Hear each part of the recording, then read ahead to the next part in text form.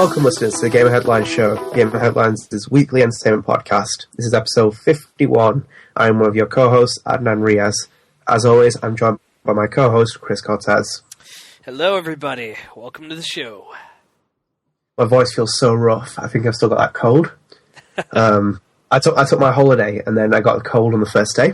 Oh, shit. Really? I was like, fuck off. I was like, this is the worst part, 'cause it always happens, because I get, like, flu injections and stuff. In the first week, it just hit. I was like, oh, fuck's sake. Because this is the period where the new flu comes in, almost like a new strain. Oh, it's just right, fuck me, and it hit me. I was like, oh, I was like, go away. But yeah, like, that's that. But yeah, 51, Chris. We passed 50. 51, dude. We're at that. Let's see if we could do another 50 and get to episode 100. The episode where it's going to be a pure musical. We were cancelled on 52. Yeah. Well, it was fun whilst it lasted. Yeah, but like, too much. Can you imagine? Like, we're so re-energized, Adam. Let's go next episode. Like, sorry guys, we're done. Yeah, I hear you on that flu stuff, dude. I still remember a year ago around this time I got like really sick, and that was around the same time I bought Alien on Blu-ray. So let me tell you, when you're sick, don't watch Alien. It makes you feel like you're impregnated with an alien. It's a terrible feeling. It really is. You're seeing people sweating and like convulsing, and you're like, I'm doing that. So you start like beginning to doubt like if you're impregnated by an alien creature, a face hugger. But anyway, yeah, dude, like Adnan said, welcome to the show, guys. 51, good stuff. Dude, let's just jump right into it, man. Talk nerdy to me, my friend. What's been going on since episode 50? This is gonna be fun. Yeah. So I actually got around to watching some films. The first one I picked was Terminator Genesis. Oh yeah, this film which we talked about for like 2-3 years. Oh yeah, in a row. Yeah, I got down to watching it. My prediction, like from the beginning, was this film was going to be shit. Funnily enough, I said to Chris, like, I funnily enough ended up agreeing with the Guardian review, which gave it 1 out of 5 stars. I was like, yeah, that's what it is. Funnily enough, though, as well, on top of that, your comment was very accurate about the first 30 minutes feeling like a Terminator movie. Yes. It does feel like that. I think it's got some good moments for that. And like, I love how they reconstruct so many things. It feels strange as well and odd about like when they do the 1984 scenes and stuff. 1984? Like, yeah. Whatever it's like. Yeah, so do you know, those scenes where it's like, fuck you, asshole. It's like wash day, nothing clean, right? Nothing. Like it doesn't have.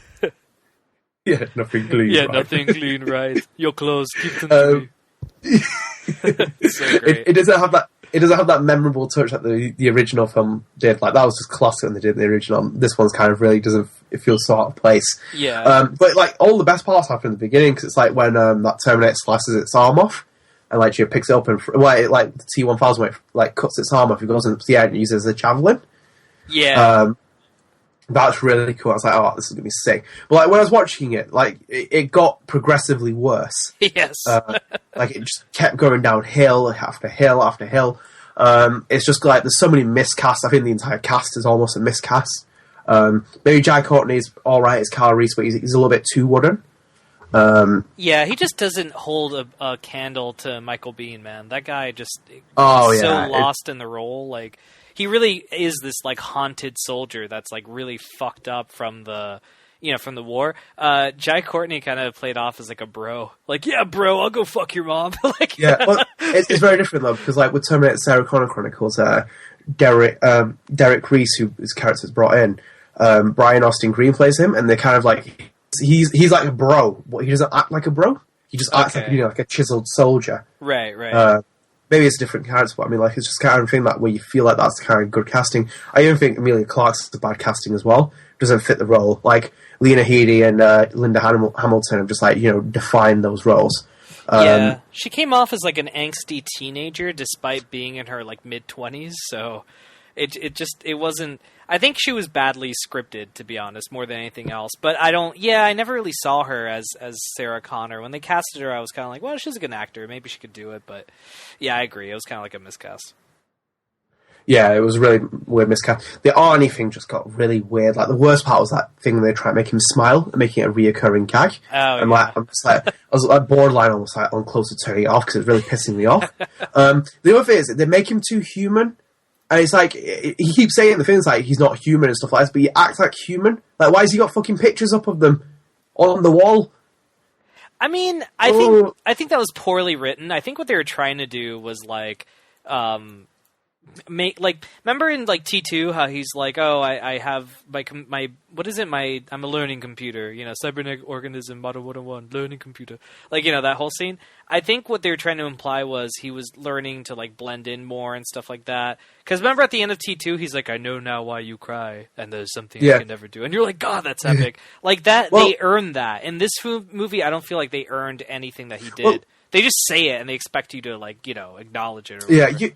You earn that in that sense, like what it is, but that's not as stupid as putting pictures up, because it adds empathy, like, and a bit to empathy, more like an emotional attachment towards something, and kind of like, as if it cares about something so fickle of photos. Like, it doesn't have that kind of connection through photos and stuff. The same thing with like taking Summer Glau's Cameron and obviously Arnie's Terminator from the first two films. There's a character where they learn things, but they progressively are still machines, though. They always, that is the fact that they'll always have these kind of, they can pick up on human characteristics and slowly become them in little areas, but at the end of the day, they are machines, they know that, they won't relate to it, they keep saying it again and again. And like, obviously, when people keep saying it, this is so weird that there's pictures of her up there, and obviously the age, the skin and stuff like that, that's a cool feature, but again, it's a little bit, it's just not necessary to have in it. Right, yeah. No, I agree with that. Like, I just think it's a little bit, just a bit unneeded. Like, because it's jumping so many time gaps, I'm just like, yeah, it's like, okay. Because I still think one of my favourite scenes, and the funniest one that's removed from the films, is in Terminator 3, where they explain why all the T-800s look like Arnie. Oh, Sergeant Kennedy, yeah. The Sergeant Kennedy. That is a really funny scene. Like, I love that scene. It's like and like, what does it say? Like, that he's not having that voice or something. Oh, because he's like, "Hi, my name's Sergeant Kennedy," and it's like Schwarzenegger, and you're like, God, this is awkward. And then like they turn to the scientist that's working on the machine, and the guy goes like, "Man, the thing is like, the voice just doesn't match. Like, he doesn't look, it doesn't sound menacing." And then they turn to a scientist, and he goes, "We will take care of it." And it's Schwarzenegger's voice coming out of the scientist. It's so funny. So they got that voice, and it's such a great scene. That's just like really. But going back to Genesis, like that's not even the main problem. The other one's like Jason Clarke as John Connor is just a complete miscast, age-wise and everything else. Because like that scene where he's in the hospital with Emilia Clarke, it's just like so weird. Because like he should be a bit more younger. Do you like Kyle Reese's age? Like almost a little bit kind of like Christian Bale, like, do you look-wise? Well, shouldn't look like that. Well, he's supposed to be older than Kyle, though. So you always have to make him older. Agreed, but I think like he needs a bit more of a younger look. Because like Bale is like in his, look at Bale, like his face never ages. It's just that kind of thing, like that kind of person you need. Because he doesn't look like Emilia Clarke. Like when they look at each other and they're opposite each other, I was like, no, I don't believe that. So I don't believe that in any set of the work. Like that is no. I can't see it working. I mean, the age thing didn't bother me too much. But like what bothered me more is just what they did with him. Like the fact that they just to like the whole movie, dude. The whole idea of like, oh, it's like Star Trek. It's a reboot, but the previous movies totally factor into the plot. It's just now everything's changed because like something was altered. The whole approach that the developers, the filmmakers behind this movie, the way they tackled it, it makes no sense. Like you really don't get why things are different, and they don't make that. Apparently, like Matt Smith at the beginning, the actor Matt Smith, I don't remember his character. He's Cyberdyne, I guess. Spoilers. He I guess he altered something, but we really don't see that. And I think in an interview, one of the writers was like, "Oh, well, you find that out in the sequel. Like in the next movie, that's when you find it out." And that is the worst thing you could ever do, is eliminate a plot line and assume you're going to have a second film to like say that. Like that's shit writing. That's like just assuming everything's going to go well, I mean, like I still slate it heavily though for that casting. That character doesn't feel right. Like in the early stage, it's all right, but when he's revealed, like his big twist behind it, behind John Connor and stuff. That just doesn't feel right. His character just feels out of place. The young John Connors that we've seen before him, obviously they're much younger, it's alright, but like Christian Bale was a good kind of like, what kind of image you want as John Connor? Do you like a little bit younger, grizzly? Like, he doesn't have to be the same age as, like, obviously, as you say, he's different age from Kyle, I know that. It's about that he needs to just look a little bit young. He looks like he's 50, like a broken politician almost. Weird hair and the scars and stuff. I was like, okay. Yeah, but the thing is that what really pissed me off about this film, we'll talk about it later as well, and the same with, like, the Order 1886, it feels like it deserves a sequel when it's not even been seen yet by an audience. Mm-hmm. It's like that post-credit scene when I was watching it, and it shows the, why there's going to be a sequel. I'm like, no. Like, no, you have to earn a sequel. Like, you leave open endings to make a sequel, but you can't make it straight up, hey, this is incomplete and we're going to make a sequel. No. No, it doesn't work like that. And, yeah, the ending is underwhelming. There's just stuff like, it's so, it's kind of like, it just feels so out of place for what it is for Terminator. Like, when Arnie's, like, standing around and doing something, he's not acting like a proper... Not even necessarily acting like a proper Terminator, but they made him too human. And the fact is he's not human, because they said they skewed the timeline, but he's still a machine. The entire point is that they slowly learn over the time to kind of like draw attachment to character. It's like when going back to Terminator 2, where it's like he says, "You can't kill anyone, I won't let you," and he shoots that guy during the way in the hospital. Yeah, and he's like, yeah, he'll live. And it's such a great line. Obviously, he picks up on it as well, because like even when he's like, "You promise you won't kill anyone," he's like, "Trust me," and he like uses that minigun in that epic scene, where he shoots down all the cop cars and he doesn't kill anyone. It's so great because he's always learning something from John. There's a great one as well with like Cameron Terminator Sarah Connor Chronicles, when she eats like a chip, because like John is like, do you not eat or anything like that? She gets a chip and like eats it and walks away, and it's kind of like almost like a learning thing for him because it's a different Terminator. But yeah, this film is shit. Like, it's just so shit. Like, I got so fucked off watching it. I was like, I was like throwing shit around the room. It's almost like when I watch a bad film, like, I don't want to watch any other films ever again. Like, it was written. It smells disaster. I feel like I haven't seen Jurassic World yet, but that's like a Chris Pratt movie. I can just imagine that being like, action adventure, fun. It'll be like maybe 3 out of 5 stars. It's a better movie, dude. I mean, it's not a perfect movie, but it's definitely. There's plenty of movies that are better than Genesis. Like, yeah, Genesis. They say Genesis in the movie though, like they pronounce so that's the irony of the entire thing. It's just like, really bizarre. I don't know. Genesis is a cool idea, but then that's thrown away as well. Yeah, it's just the way the stylistic approach to it's really lame. But yeah, dude, I agree with you. It's I just, like you mentioned earlier what I had said, like just the first like 20-30 minutes of the movie is really great as a Terminator fan. Like it really whets your appetite, and then like after that it just gets so bad so quickly. It's a really bad movie. I mean, I can't recommend it. I would say watch it on Netflix and have a few beers and prepare your butthole. It's really bad. But that's pretty much all I have to say on it too. Yeah. Well, no, dude. For me, I picked up a new title. I was in the position to purchase Rock Band 4. I didn't get the Band in a Box bundle because I found out money does not grow on trees. But no, I didn't get the Band in a Box bundle because it's just they're asking for way too much money. I think it's like $250 or something. It's insanely expensive. Mate. Yeah, it's ridiculous. So I just got the guitar bundle, just that, and it was significantly cheaper. Dude, I'm really liking it. It's a very weird game because, like that terminology that's been thrown around this generation, the whole, like, vanilla game and shit like that, like the original core game, and then, when you add all the DLC, it like, whatever. Rock Band 4 is, like, the epitome of a vanilla game. Like, it's so, it's so, like, the bare bones, like, everything necessary to run the game, but nothing more. And it's really hard to judge it because Harmonix has straight up said, look, they go, this game, the way we're developing this game, this is the only Rock Band title that we're going to release this year, or for this generation. We're not going to release a Rock Band 5 or anything like that. You know what I mean? I think specifically said we're not in an arms race against another company anymore. You know? Exactly. That's probably the perfect way to describe it. It's not an arms race anymore. That's died down. Same with Battlefield versus Call of Duty, the arms race of like Activision. Like we need games out every year to like outpace EA, and EA were just like we're not even bothered with that. It's as soon as someone initiates that kind of arms race, that's the worst part about it. 'Cause it's like fuck. Yeah. So that's, perfect way to say it. So, like, basically, they said that. So, and they've on the record said, but we're going to be releasing a lot of updates for Rock Band 4. So, like, they basically said, without saying, the way the game is in its current form, that's not how it's going to be, like, a year from now. Like, it's going to be a very different game. And they already said in December they're going to add a few features to it. It's rumored that an online mode is going to be added in December and stuff like that. So from that perspective, it's hard to really judge the game, fairly. But with that being said, I'll say the things I like about the game. The new guitar peripheral is really good. It's very solidly made.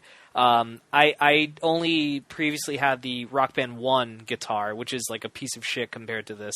Like, they do get better. Yeah, like this one's like really sturdily made. Like it's wireless, so there's no cables or anything like that. And no, the response is great. I mean, the way that you calibrate it now visually and audibly, it's amazing. I don't know how the fuck they do it, but no, it's a very well made peripheral, definitely worth the money. And the game, it's Rock Band. I mean, I don't know how else to describe it. It's the exact same thing as Rock Band. Yeah. Runs at 1080p, 60 frames per second. Everything's really sharp. The only real shit about the game is the set list like they're. I was just about to say that. I think that's the kind of like when I'm looking at it. Same with Tony Hawk's Pro Skater 5. Yeah. You look at it and I feel old.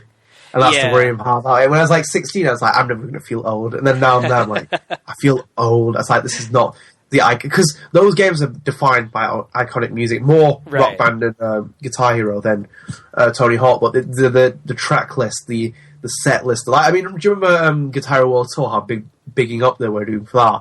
We got Hayley Williams motion captured. They got, who else was it in there now? Shit. Was it Billy Corgan? I think Nirvana. I think Nirvana was even in it. That was in Guitar Hero 5. I think so. Yeah, Kurt Cobain was in one of those. Yeah, and they had Johnny Cash. Obviously, can't motion capture them too. But like World Tour, they built up so much. Like, you can play "Misery Business" by Paramore and have Hayley Williams singing vocals. And obviously, I bought it because I was a fucking idiot as a kid. I like but. That I understand what the appeal was there, but I mean, like now, like 2015, you kind of understand where Guitar Hero and Rock Band really understand their place to a certain extent, but at the same time, they have to struggle with, their identity because they missed all those great songs out. Like I think is Skrillex in the set list for this, or is it Guitar Hero? Guitar Hero, yeah. Yeah, I'm just like, okay, I understand it, but it's Skrillex. Yeah, I'm not saying everything has to be heavy rock like Kill Switch Engage or like Nirvana or Metallica or something like that, or like Bring Me the Horizon. But that is weird. I can understand why you want to put Ed Sheeran in there or Mumford & Sons or just something a bit more sophomore because it appeals to a lot more people. Right. But there's just like. When you look at it, you're like, Skrillex? Really? Like, really? And you kind of like keep raising your eyes, and it's just like, I agree with you as well. That's what I was going to bring up if you didn't like bring it up at all, because I was like, what's the set list like? Because I think that's the worst part. And I've heard like a lot of people having issues accessing the store or something, or accessing downloads. Yeah, previous downloads. Yeah, the DLC, I've had some issues as well. Like some things aren't popping up as purchased, and I forget what I bought 5+ years ago. You know what I mean? Like I'm not a Terminator, so I don't have it all stored in my memory banks. So like, yeah, there is like things where I'm like, did I buy that? And then I click it, and it's like, hey, you did buy it. And I'm like, yeah, but why does it say $199 next to it? Like, but if I click it. It says like so. Yeah, there's a lot of issues they need to sort out. I mean, I feel like almost giving them like leeway because it's been like, so and so number of years since they've made one. But at the same time, it's also like you guys should have known what you're getting into. Coming back into this ballpark, so to say. But with that being said, dude, I mean, it is a very it's a very solid game in terms of how it plays. Like it plays great. The problem with the game is the set list, and which isn't that bad, but it's kind of like a bit of a letdown. And also all of like the bonus features with it. Like there's no online; it's only local. and multiplayer. And like, there's a bunch of other things that you're like, oh, dude, like in 2 weeks, Guitar Hero Live is going to launch, and they have Guitar Hero TV and all these other like next gen features, and you guys are like really lagging behind. So it's hard for me to recommend it, because a part of me kind of feels like saying like, well, unless you're a hardcore, rock band enthusiast like myself, I don't know if you should really dive into this quite yet. Maybe see what Guitar Hero Live is going to offer first, and then take it from there. Well, and it's actually the god as well, because Rock Band's kept it simple on what it is. But Guitar Hero is trying to take it to the next level and elevate it and make it feel like it needs a place. So I think obviously reserve judgment until Guitar Hero Live comes out. But right. It's a big switch around as well, because like Rock Band was always the one that lets you took to the next step in the early 2000s, but now it's kind of the other way around. I think Activision are really pulling it though, because they do want to make more. I can see it in the like kind of way they want to like have something to kind of fall back on, like good sales figures to invest into a second one in a short space amount of time. But we'll see what happens though. Glad you're enjoying it though. Yeah, no, I think as it is, dude, it's a really fun game. But I'm gonna wait. Like, I'm gonna see. I actually intend on buying Guitar Hero Live as well. I know that freaked Alan out when he was on the show. He was like, "Why are you buying both?" And it's just I saved the money for it. I really dig those things. So, but yeah, no, we'll wait and see what happens.